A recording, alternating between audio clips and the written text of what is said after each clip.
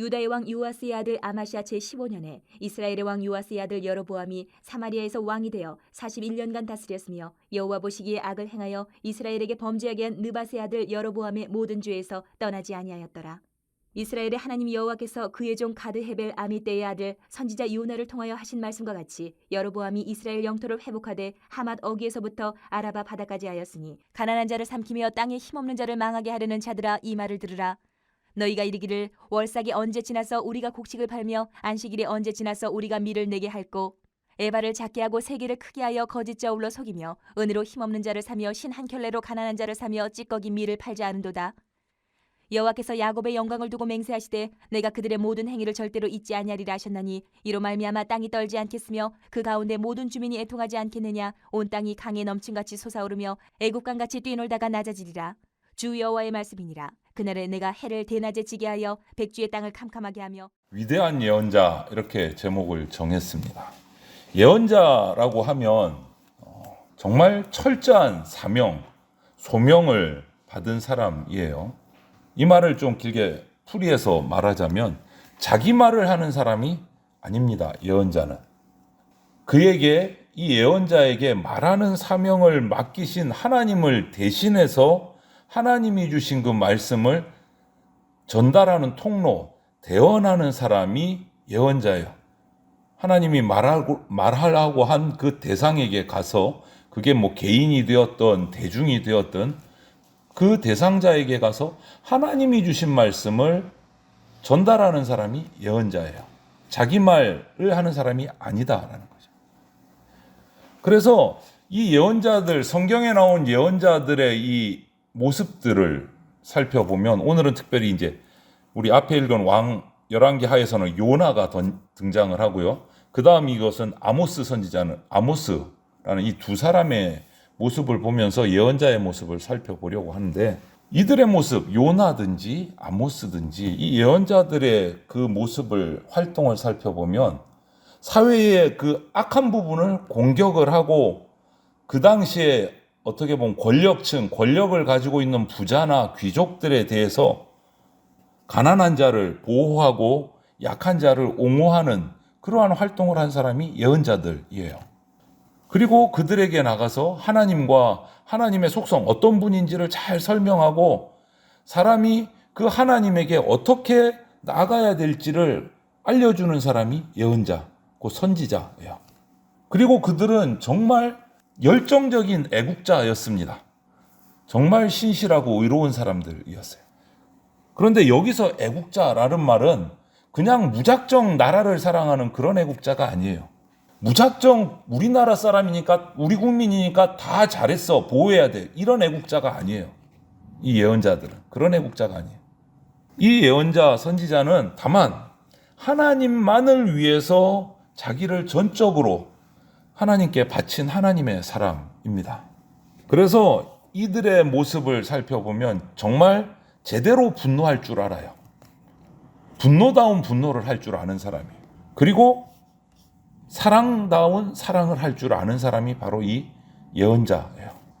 그래서 오늘 이 예언자들이 당시, 오늘은 요나와 이 아모스를 중심으로 해서 그들이 활동할 때 그들의 삶의 그 사회가 어떤 분위기였는지를 우리가 살펴보고, 오늘 우리가 사는 분위기하고 어떤가를 잘 우리가 한번 비교하시면서 이 말씀을 우리가 보면 좋겠어요.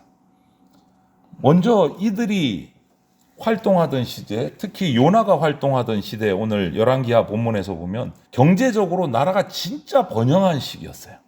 나라가 잘 됐어요. 강력했어요. 북이스라엘 왕국에, 우리 요즘 열왕기 상에서도 여로보암을 앞에 묵상을 하고 이제 넘어왔는데, 남유다 르호보암으로 넘어와서 이렇게 넘어왔는데, 여로보암 때 여로보암이 하나님 앞에서 정말 악하게 우상 숭배하고 했지만, 인간적으로 보면, 인간의 시각으로 보면 41년 동안 그 왕좌에 있으면서 북이스라엘 역사상 가장 나라가 번영했던 시기가 이 일대 왕인 여로보암 왕 때였어요.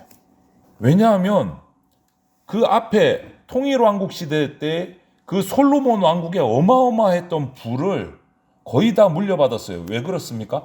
남북으로 나뉠 때 12지파 중에 10지파가 여로보암을 따라갔어요.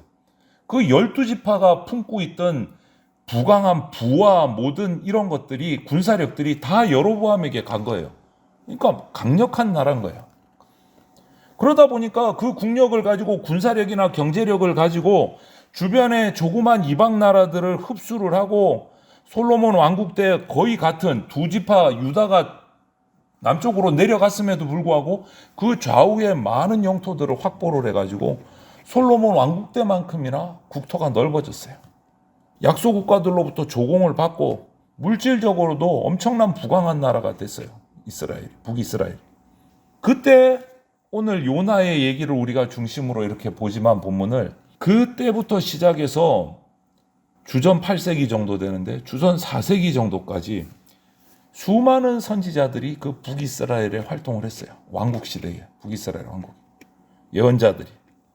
그때 나라는 정말 속된 말로 잘 먹고 잘 살았어요. 예, 부족함이 없었어요. 국력으로 보나 뭐 재력으로 보나 부족함이 없이 그 백성들이 살았어요. 그런데 그게 다가 아니었던 거죠. 그러나 그 당시의 사회상을 들여다보면 성경에서 물질적으로는 엄청나게 번영하고 풍부해지고 뭐 국가는 강력했지만 도덕적인 부패가 생겼어요. 불의가 밑바닥에 깔려 있는 사회였어요. 돈은 많았어요. 먹고 살 것은 흘러 넘쳤어요. 그런데 도덕적으로 썩어가고 있었어요.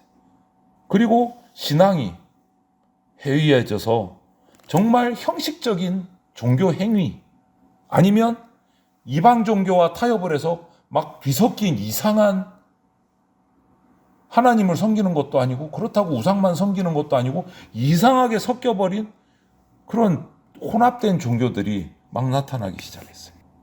도덕적으로도 신앙적으로도 바닥을 치는 때였어요. 이때가 요나 선지자가 또 그 외의 선지자들, 예언자들이 활동했던 사회의 모습이에요.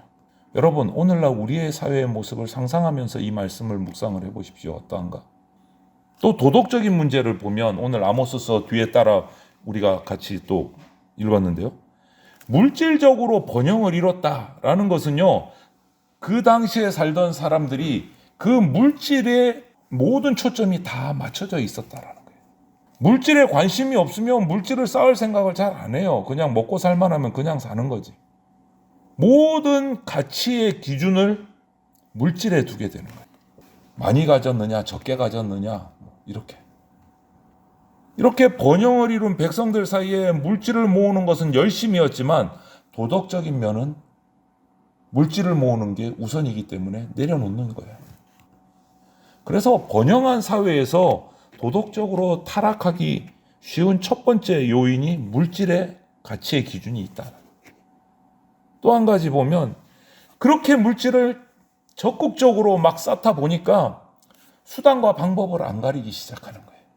물질을 모으는데 부하기 위해서. 이 예언자들의 시대가 꼭 그랬어요. 여로보암 때나 노아 선지자가 예언자가 있을 때나 이 아모스 선지자가 있을 때나 다 별반 다를 바가 없었어요. 사회상. 부유한 사람들이 더 부유해지기 위해서 가난한 사람들을 착취합니다. 내 이웃의 집이나 아내나 노비나 소나 낙이나 내 이웃에 있는 것을 탐내지 말라. 누구의 계명입니까?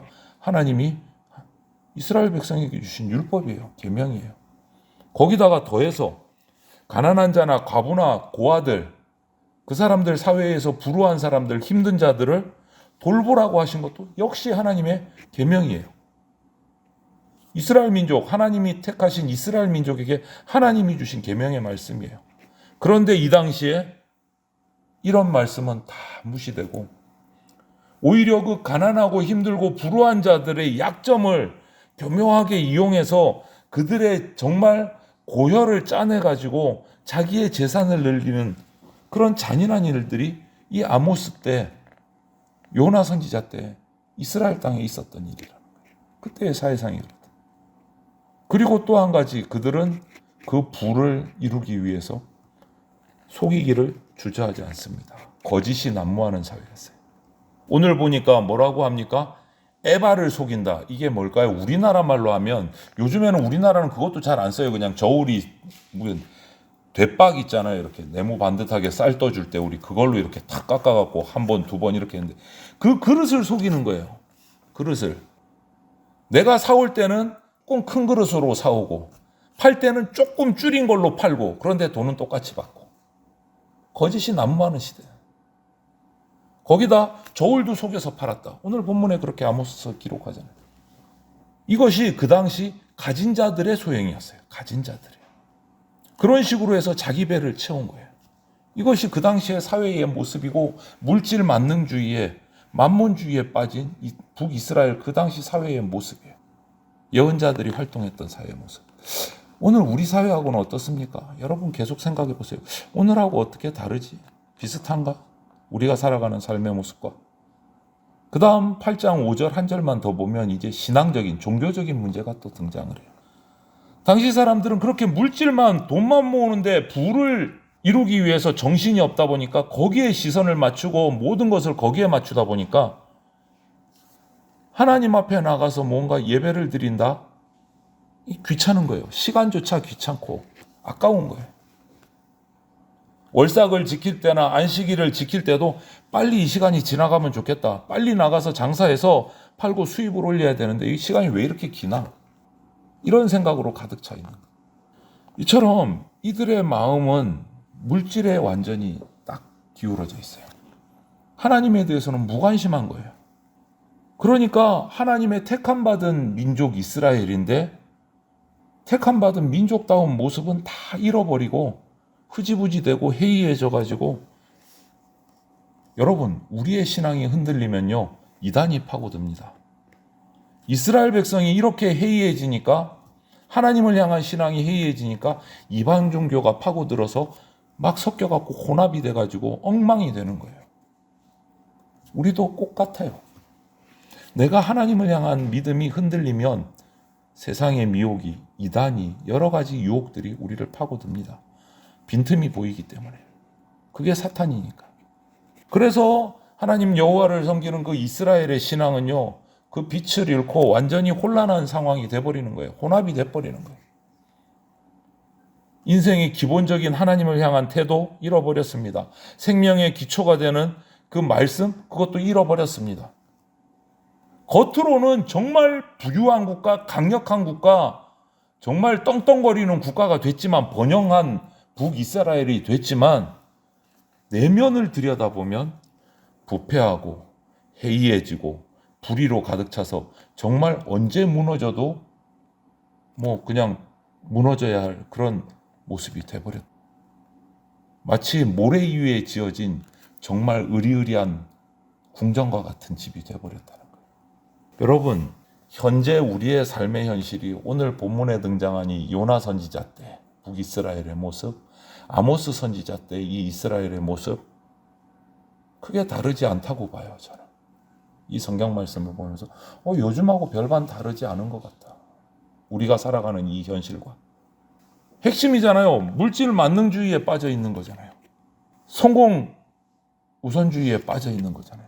오늘이나 그때나 다른 게 없는 것 같아요. 그렇다면 저와 여러분들 그리스도인은 어떻게 해야 될까요? 이런 삶에서 어떻게 반응하고 어떤 삶을 살아야 할까? 본문의 시대의 이 예언자 선지자들은요. 그 사회의 현실을 정확하게 통찰을 하고 그 가운데 오늘 본문 말씀처럼 하나님의 심판이 임할 것을 선포하고 있어요. 회개하라고 목 놓아서 외치는 거예요. 아모스 4절에 오늘 읽은 본문 아모스 8장 4절에 가난한 자를 삼키며 땅에 힘없는 자를 망하게 하려는 자들아 이 말을 들으라. 하나님의 말씀을 그대로 전하는 거예요. 회개하고 돌아오라는 거죠. 여러분 이들의 모습이 우리의 모습이 돼야 돼요. 이 시대가 그 오늘 성경의 시대와 별반 다르지 않다면 그리스도인 된 저와 여러분들은 이들과 같은 삶을 살아야 돼요. 예언자들과 같은 삶을. 흔히 역사 속에서 요즘뿐만 아닙니다. 우리 인간의 역사를 봐도 그 나라가 번영했을 때 도덕적으로 엄청 부패했어요. 종교적으로 혼란이 찾아옵니다. 요즘 보세요. 우리가 정말 지금 걱정하고 기도하고 하는 것이 우리나라의 법안도 동성애 법안이나 어떤 가정을 해체할 수 있는 그런 여러 가지 정말 말도 안 되는 죄된 법안들이 나온 나라들은 어떤 나라들이에요? 가난하고 못 사고 못 먹는 나라들이에요? 아니요. 우리가 일명 말하는 선진국가들이에요. 왜 이럴까요? 인간적인 번영이 오면 도덕적으로 부패합니다. 인간적으로 먹고 너무 할 거 다 해보고 나면 그 다음에 더 자극적인 걸 찾아요. 그게 인간의 죄성이 있기 때문에 그래요. 혼란해지는 거예요. 엉망이 되는 거예요. 한 사람이 두 주인을 섬길 수 없다라고 말씀하신 것처럼 그리스도인 된 우리는 하나님을 떠나서는 살 수 없습니다. 두 주인이라 하면 두 사람을 말하는 게 아니에요. 하나님을 섬길 것이냐, 세상을 섬길 것이냐, 둘 중에 하나라는 거예요. 우리는 하나님을 떠나서 살 수 없는 존재예요. 이제 저와 여러분들이 할 것은 결단을 하되 주만 바라보고 주의 말씀을 우리의 삶의 기준으로 더 단단히 세워서 말씀을 따라 살면서 우리 이웃에게 복음을 전하는 그러한 삶을 살아가야 된다. 그것이 성경이 말하는 위대한 예언자의 모습입니다. 뭔가 큰 능력을 받아서 기적을 행하고 그런 것도 예언자이지만 모두가 그렇지 않아요. 아모스 선지자를 봐도 특별한 기적이 없었음에도 그는 외치고 다녔습니다. 말씀을 기준으로 세상을 향해서 복음을 전했어요.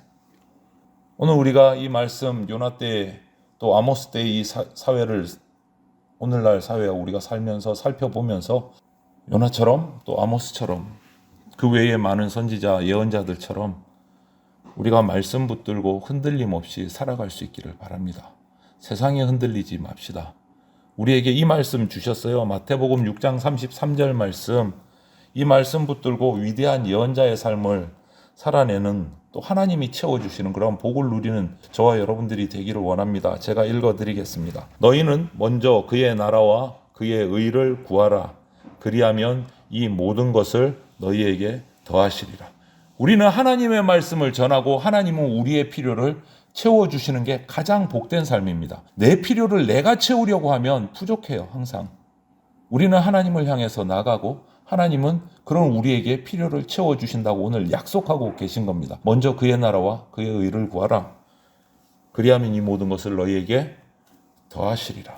이 말씀 붙들고 저와 여러분들이 큰 기적을 행하지 못해도 위대한 예언자로서 말씀을 지키며 말씀을 전하는 자로 그렇게 살아가는 저와 여러분들이 다 되시기를 주님의 이름으로 축원합니다. 아멘.